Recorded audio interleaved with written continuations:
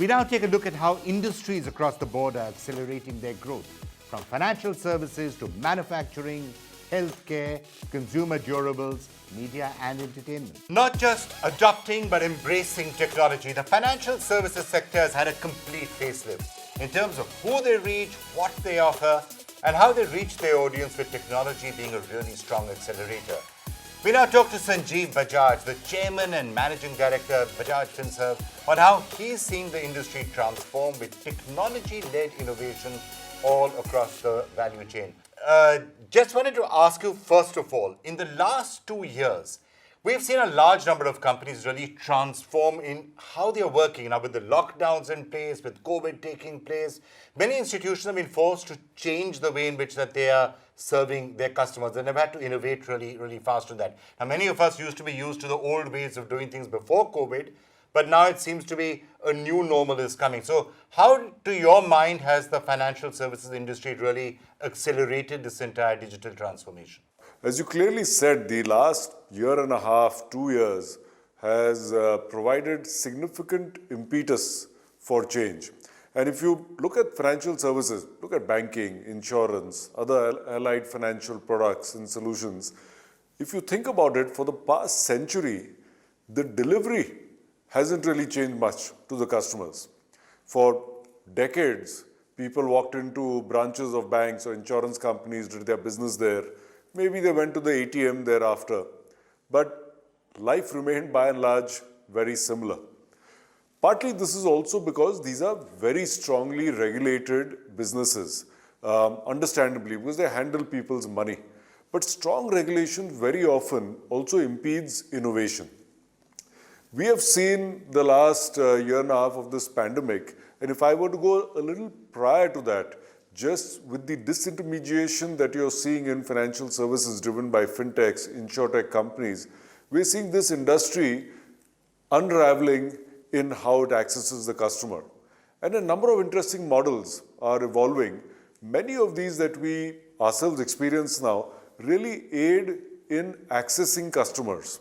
So whether it's for payments, whether it is for simple insurance products, simple loan products. So at the front end, what customers see is a far more intuitive digital interface in accessing these products, and you don't have to go to the branch anymore for them. But this is backed then with efficient digital delivery. It is backed by very strong processes around how you access data and what do you do with that. And all the while keeping in mind that you have to align with regulation as well. So we are seeing a significant adoption across different aspects of the digital world, even in financial services. Again, as I said, because we are a very heavily regulated industry, you will not see as much of disruption as you see in many other sectors, whether it's retail, whether it's travel, we have seen hospitality. But surely and steadily, we are seeing this change. And institutions, especially the incumbents, will need to adopt digital as a way of life, whether it's in customer-facing activities, seamless delivery of products and services, managing things like risk, managing underwriting, managing claims and collections. All this is undergoing a sea change as we talk. So there is significant amount of change that is happening, but in a regulated context. You have to always keep that in mind. And we can see the last year and a half has dramatically increased adoption across various customer segments, and not just income segments, Vikram, but even across ages. Look at our parents, look at grandparents, the ease with which they're ordering food, the ease with which they're ordering stuff online for their homes, groceries. All this has happened in this pandemic period. What this will also mean is huge amount of volume swings, because there's competition as well. That will happen across these different entities or platforms, you can call them. And that's why the requirement of very solid, stable and scalable cloud infrastructure becomes a prerequisite as well. So I would say all in all, you're seeing a dramatic change taking place in financial services, and this is only the start of it. So just looking at a couple of the trends that you spoke about. First of all, yes, it's true that people are connected now 24/7 digitally. They're connected. You've got many nimble startups coming up and providing niche products. They're providing niche services. So and customers obviously have got a greater choice right now. So a couple of things. What is the shift in which by which incumbents will try and accelerate their innovation to both retain their customer base and also reach out to newer customers? And also, how does that the market for financial services get broad-based, particularly, for example, targeting younger people who may now be looking at some of those financial services and looking at it digitally? Again, a very interesting and relevant question. And as you know, there isn't one answer for all. So let me first start off just talking about ourselves.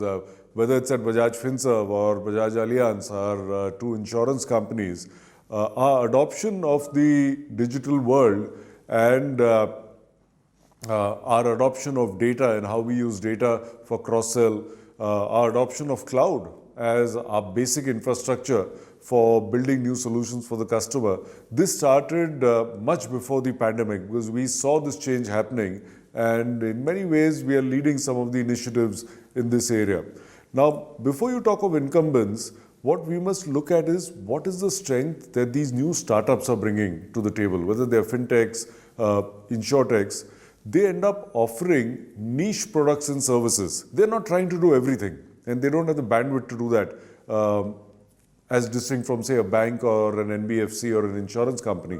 But they become very good at offering a finite set of products and services to customers in a very intuitive, digital manner, and providing them with much greater choice in their buying decisions.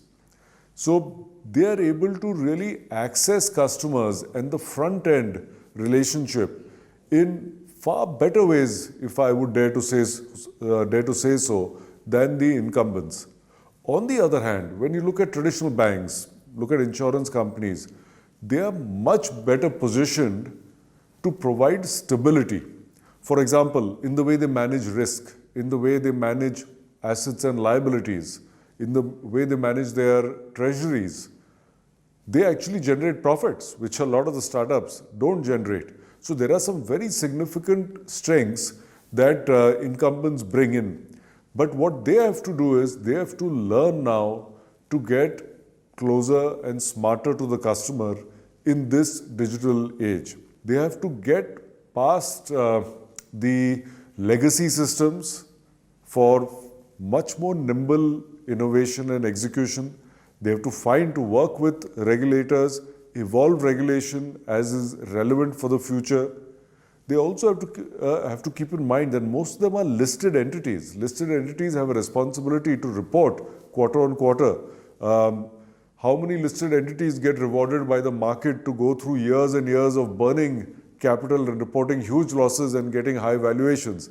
So the listed space has a certain set of expectations, which is different from the unlisted space, which is where most of these startups are. But I guess trust also would probably come into that, and as choices are increasing, complexity is increasing. One of the major concerns that I'm sure companies have is how do you make sure that customer security is kept, at right at the forefront, that payment details, personal information, all of that is not compromised in any way. That becomes a very important part of what I guess companies have to do. That is a very important part, and our new data protection bill is in the process of getting finalized. That will set the roadmap as well. Trust, as you said, is predominant in this business.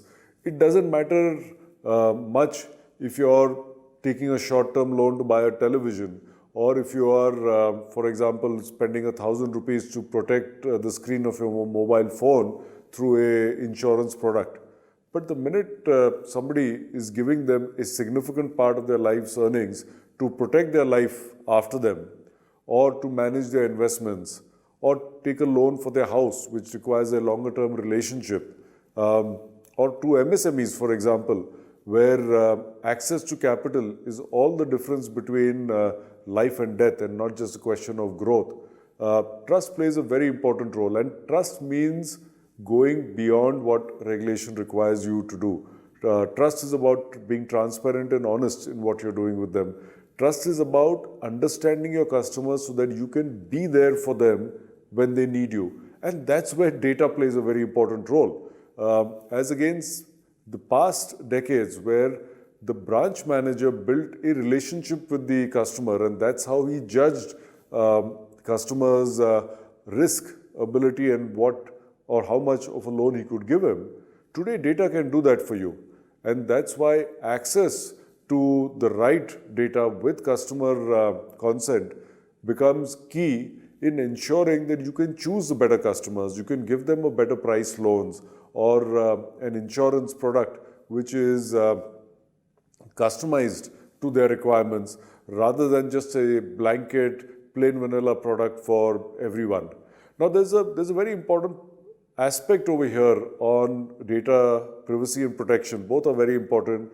Or for protection, while the government will lay out a set of protocols and policies which will have to be followed, but I think those companies that will go beyond that with a higher set of safeguards will continue to earn greater trust. Right, so you've spoken about the future of financial services. If I now coming back to the crystal ball, what do you think is the future of digital currency? Obviously, there's been so much talk about that in recent months. What do you think is the future?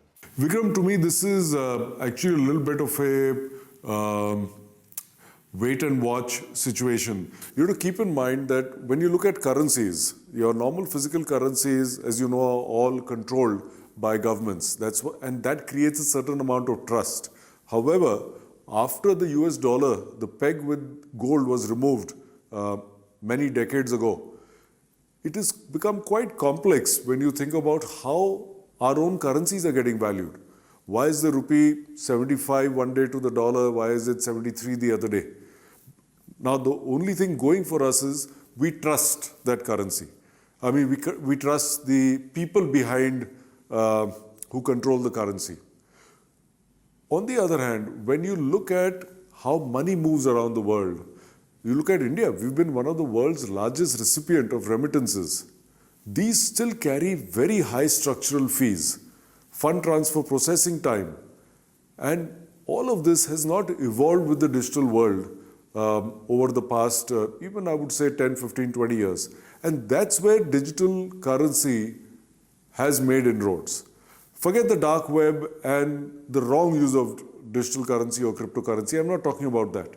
But even if you were to, you just think of for all the correct reasons, you're firstly creating a new method to value.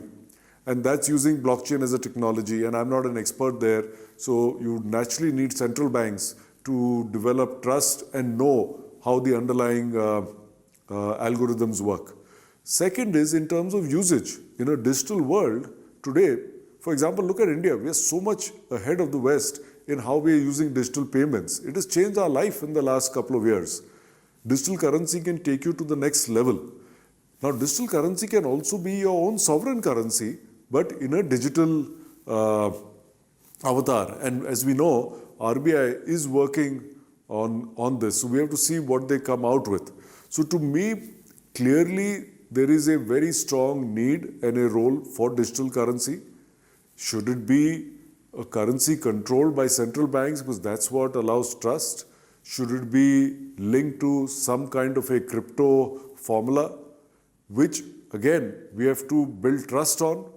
And for those that are experts in blockchain, tell us that it is trustworthy. But just if I have to be critical of it, and not because I'm critical of the whole concept, but just as an example, look at some of these digital currencies, look at Bitcoin, look at Ethereum, look at how volatile that currency has been in the last few years and even the last 12 months. That does make you nervous as an individual holding that currency because everybody is not in it just for the gamble. For most people, it would be to preserve value and to see value increasing based on an underlying set of assets or formulae or what be it. So I think this is an interesting evolution. It should be monitored, it should be used in the right manner, and we will hear more in the coming years. Okay, a couple of brief questions to just end up with. So, number one, of course, a lot of people are wondering about the future of work and the return to office plan, and is it going to be hybrid? So, very quickly, what would be your thoughts on that? So very quickly, we've already identified roles which can happen from home, and so whether it's call centers, whether it's a whole bunch of ops processes, those are already happening from home. We've also identified opportunities where people need to work together. They need to brainstorm. They need to walk the corridors. They need to leverage each other's ideas, and that needs to happen physically. There is a lot that's already happened in the last year or so. There is fine-tuning that will happen in the coming months. All right, Mr. Bajaj. Well, thank you so much for joining us and sharing your thoughts on what the future actually holds for us. Thank you so much. Thank you.